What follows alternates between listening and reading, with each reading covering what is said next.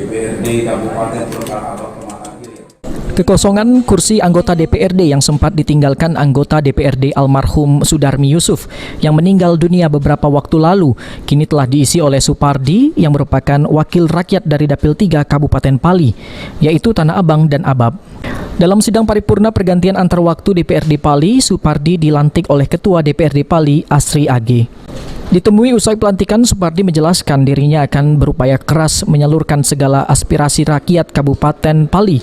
Salah satunya menyisihkan sebagian penghasilannya untuk kepentingan rakyat dan menepati segala janji politiknya. Allah memberikan hidayah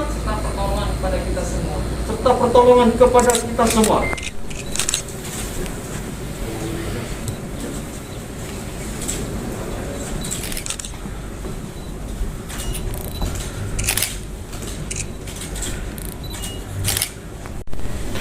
Ini kami serahkan SK pengangkatan saudara sebagai anggota DPRD Kabupaten Kalau rumah tangga, tolong tunaikan dengan penuh rasa terima.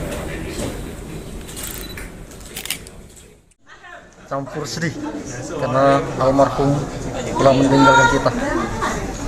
Coba mungkin ada kedepannya Pak, gimana nanti Pak? Ada kinerja kita Pak. Visi misi Kedepannya insya Allah kita langsung turun ke lapangan untuk menyerap aspirasi masyarakat.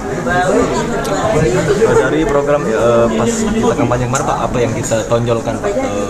Kira program untuk Ya, rakyatnya Pak. program kita yaitu gaji pokok kita bagi dua untuk kepentingan masyarakat. Ada pembuatan KTP yang di tempat kami begitu susah untuk dibuat KTP.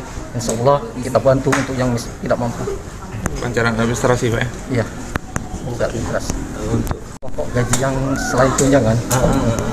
Untuk masyarakat. Iya.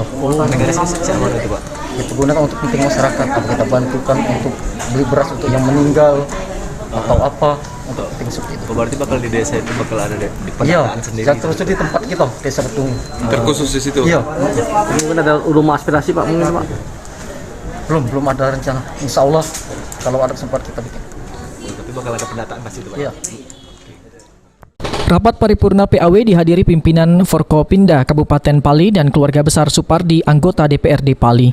Aji Pal TV.